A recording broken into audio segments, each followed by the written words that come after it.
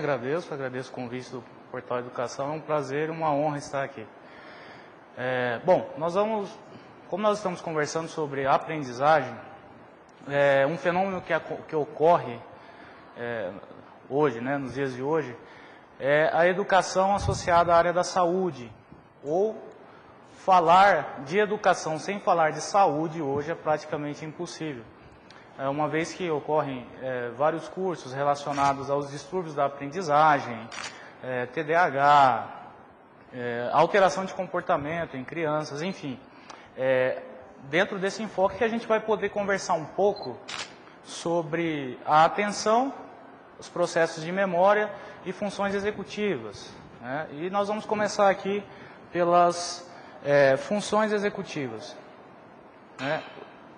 Quando a gente fala em função executiva, nós estamos falando de uma área extremamente nobre, de uma área refinada, relacionado ao circuito pré-frontal, frontal cerebral. De maneira mais prática e objetiva, sempre que nós detectamos, por exemplo, uma criança hiperativa, uma criança com comportamento opositor, desafiador, ou então aquele idoso que sofreu um AVC e alterou o comportamento dele, era uma pessoa calma e deixou de ser calma, passou a ser impulsiva, passou a ser agressiva, ou até mesmo um adulto, após um acidente de motocicleta, ou uma queda mesmo doméstica, e houve a alteração desse comportamento, nós estamos falando de funções executivas, que é uma função que abriga operações cognitivas destinadas a organizar temporalmente o comportamento em uma sequência de ações. Compreende processo como o controle inibitório, ou seja, a capacidade de inibir um comportamento, o que a criança com déficit de atenção e hiperatividade tem muito problema em realizar. No Brasil, 16% dos profissionais da área de saúde, incluindo médicos e psicólogos, não entendem que o déficit de atenção é uma doença, tratam como se fosse uma criança mal educada, como se fosse um problema familiar, e não é uma doença que envolve as funções executivas. 23% dos profissionais da área de educação também não reconhecem o déficit de atenção em crianças como sendo uma doença. Então, quando a gente fala de função executiva, a gente está falando em processos de adaptação do comportamento, nós estamos falando em processos de atenção seletiva, nós estamos falando na capacidade de organizar, sequenciar e monitorar uma atividade. Okay?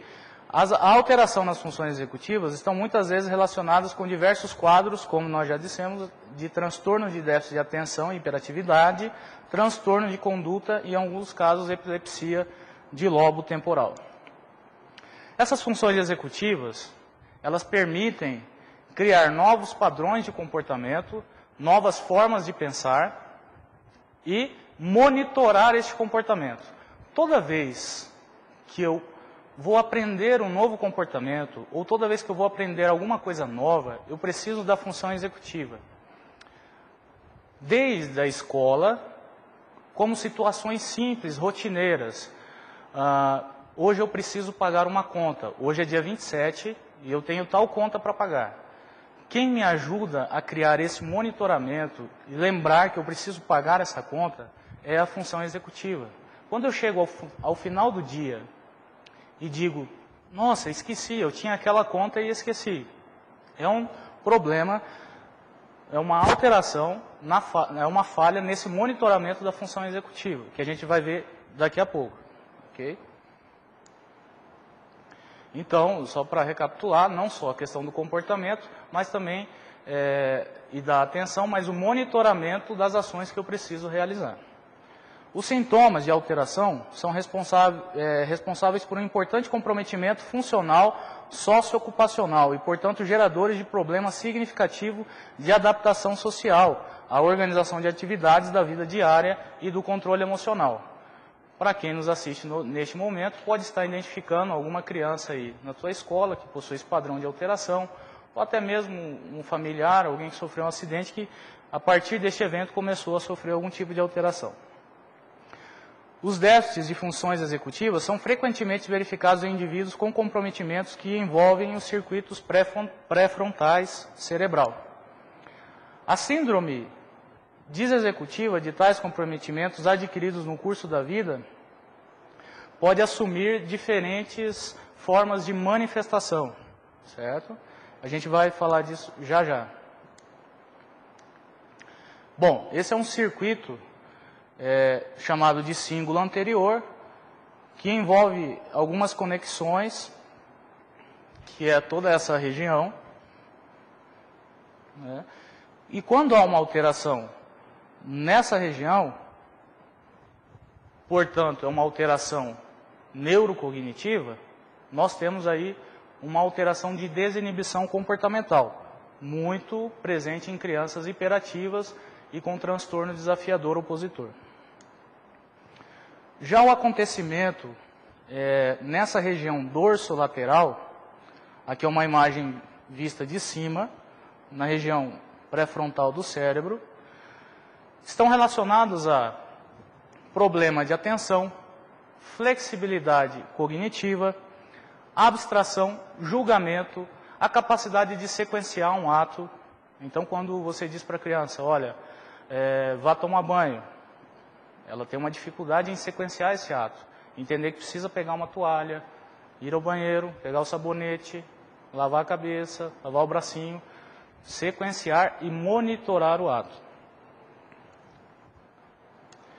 Se no dia a dia essa criança já vai apresentar problema, que dirá na escola, em que ela precisa administrar uma série de eventos, como ouvir o que está sendo passado, anotar, né, e estar atento também aos coleguinhas. O executivo central faz parte dessa função executiva e é um controlador. Consiste em um controlador atencional de capacidade limitada. Possui funções de atenção sustentada, alternada e seletiva, que a gente vai ver já já, e a mediação como memória de longo prazo, que a gente vai ver também. Consiste em um componente de gerenciamento de informações, além de exercer o controle atencional. A memória de trabalho é um componente de função executiva responsável pelo arquivamento temporário de algumas informações.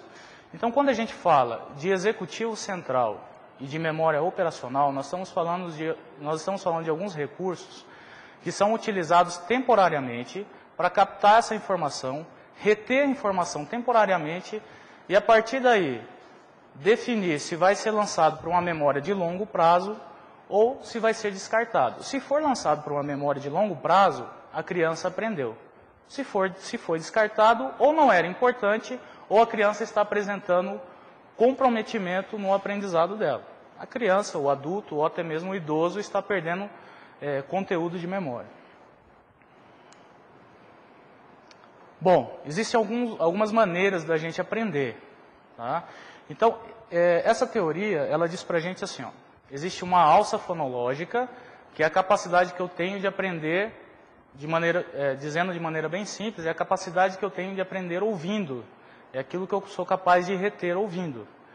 Existe o esboço visoespacial, que é a capacidade que eu tenho de aprender através do meu esboço visual, através da minha capacidade visual. Certo? Um outro sistema irá regular esse tipo de aprendizado, que é o buffer episódico. Ele vai captar tanto o que entra pela via auditiva quanto pela via visual, irá selecionar o que é importante e lançar para uma memória de longo prazo. Então aqui está um esqueminha, mais fácil de se entender, da maneira como a gente aprende, a maneira clássica. Eu tenho a alça fonológica, ouço, vejo, o buffer controla essas informações, se é importante, joga para a memória de longo prazo. Depois, numa mesa redonda, a gente pode até discutir o que é importante, o que não é importante, né, em questão de motivação, levando em conta aí algumas teorias de motivação da aprendizagem. Tá? Esse é um testezinho simples de função executiva que a gente utiliza, chamado teste dos sinos. É apresentado para a criança uma folha com vários estímulos, e nessa folha ela tem que selecionar apenas os sinos, inibindo o comportamento em querer outro tipo de... em marcar outro tipo de estímulo. Ok? Então ela tem que selecionar apenas os sinos. Isso a gente usa para criança a partir de 3 anos, assim também como suspeita de Alzheimer, em idoso lá na frente, alguma coisa nesse sentido. Tá? Outro teste que a gente usa para avaliar a função executiva é o teste de fluência verbal, chamado de FAS. A criança já tem que estar alfabetizada, e a partir daí a gente solicita, olha, fala para mim palavras que comecem com a letra F. Né? Então ela tem que ter a capacidade de selecionar palavras apenas que comecem com a letra F. Isso a responsabilidade é pela função executiva. Ela vai inibir os outros fatores e se focar apenas na tarefa que eu estou solicitando para ela. Um teste de semelhança de duas coisas, isso é muito usado em suspeita de Alzheimer ou suspeita de perda de memória, e até mesmo em crianças que já possuem capacidade de abstração com suspeita de TDAH. Né? É um teste qualitativo. Olha, eu quero que você me diga a semelhança entre banana e maçã. Ela precisa categorizar isso. A semelhança entre eles é que pertencem à classe das frutas. Então ela precisa categorizar. E uma avaliação qualitativa que é usada, que são jogos, brinquedos, envolvendo também essa parte executiva. A atenção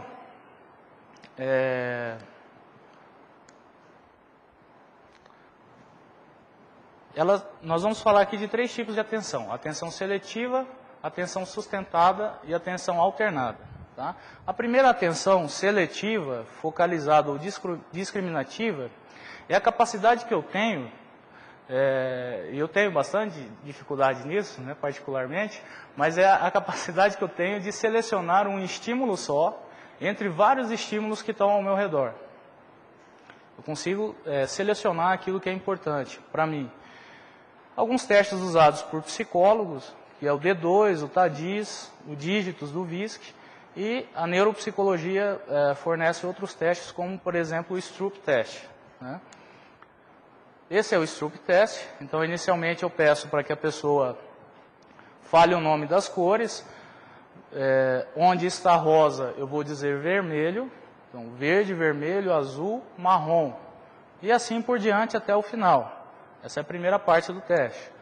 A segunda parte, eu peço para que ela leia, para que ela diga a cor em que está impresso, e não que ela leia a palavra. Então, ela precisa inibir o estímulo de ler a palavra. Ela não vai ler cada, ela vai dizer a cor verde.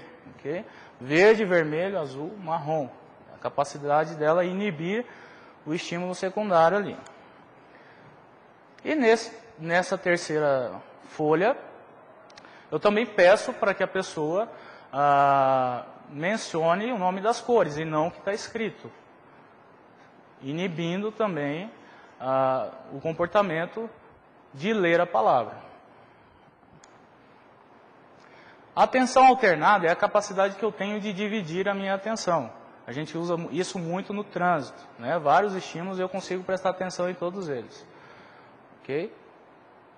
Aqui tem um testezinho que a pessoa tem que alternar, é chamado de trail, onde a pessoa tem que alternar o número com letras, em ordem crescente. O número 1 com a letra A e assim por diante. A gente avalia essa capacidade de alternação da atenção. Okay? E a atenção sustentada, que é a capacidade que eu tenho de dar manutenção ao foco da minha atenção. Então, aqui é um outro testezinho em que só há um tipo de estímulo, só números. Ela vai ligar 1, 2, 3, 4, em ordem crescente. Certo? Bom, vamos entrar na memória. Existe uma definição aqui de memória da doutora Bárbara Wilson, de 2011, que é uma definição simples de memória que faça sentido aos pacientes, familiares e profissionais. É a habilidade de adquirir, armazenar e evocar. Existem alguns estágios de memória. O estágio da codificação, que é o registro, que eu faço das informações. A evocação, que é o acesso da informação. Outros autores preferem reconstrução ao invés de evocação. E o armazenamento, que é a manutenção dessa informação. Existem alguns tipos, né, de memória. A memória retrospectiva, que é a memória voltada ao passado. E a memória prospectiva, que é a habilidade de lembrar em fazer coisas no futuro. A memória retrógrada, que vem antes de uma lesão neurológica qualquer, ou a memória anterógrada, que vem após qualquer lesão. Alguns conceitos só que eu estou passando.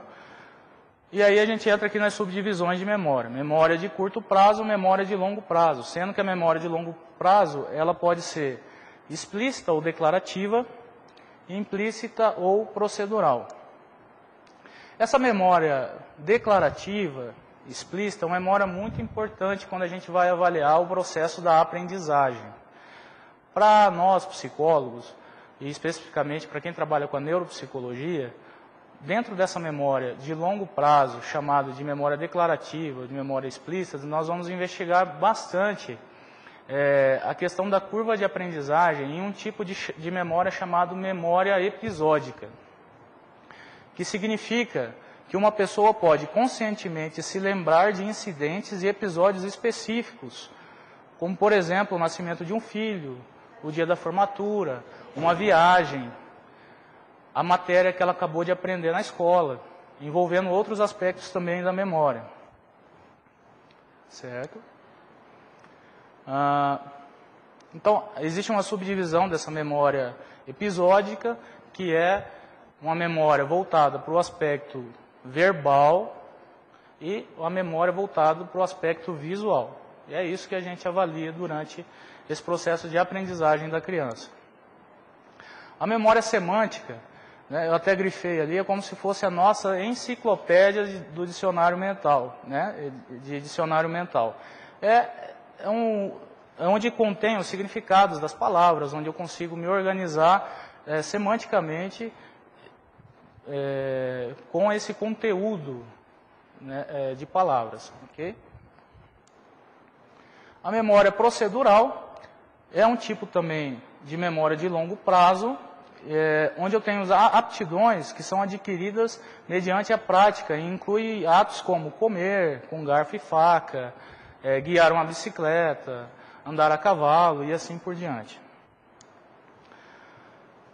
Um tipo de memória também é a memória adquirida e evocada por meio de dicas, que é chamada de memória por priming, né, que corresponde à imagem de um evento preliminar à compreensão. Ou seja, eu dou dicas para a pessoa quando ela não consegue se lembrar. Né? Então,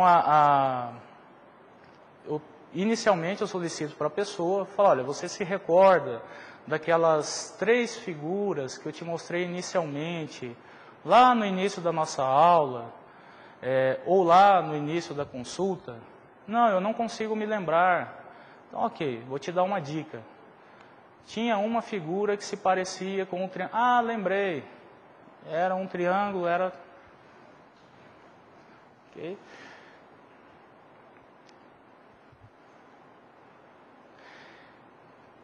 E a partir daí, a pessoa consegue então evocar o que precisava ser lembrado. Tá? A memória imediata de curto prazo faz parte da memória de curto prazo e a memória operacional. Tem uma definição bem prática aqui, que é da doutora Sandra Armoa, de 2011, aqui de Campo Grande mesmo, da Unigran, da Unigran Capital aqui.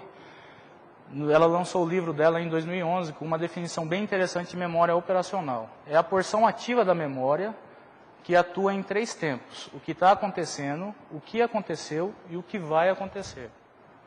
Então, a memória operacional, ela define bastante aspectos relacionados à função executiva, à capacidade da atenção e à capacidade de aprendizagem da pessoa também. Certo? Só para concluir, eu gostaria de fazer um link entre a função executiva que eu iniciei, dizendo que quando há uma falha de algum dos aspectos de programação para o meu dia, há uma falha, portanto, de função executiva. E eu entro num agendamento anterior que já estava programado para eu fazer. Quando eu estou diante de uma criança com problema de aprendizado, eu não posso só pensar que essa criança ela é hiperativa, ela é chata, ela é mal educada, ou que essa criança ela não se comporta. Eu preciso pensar, quando eu estou com uma criança, com alguma dessas alterações que nós vimos aqui, ela pode estar sofrendo de alguma alteração nessas áreas. E se ela está sofrendo em alguma alteração dessas áreas, ela pode estar passando por um processo de doença.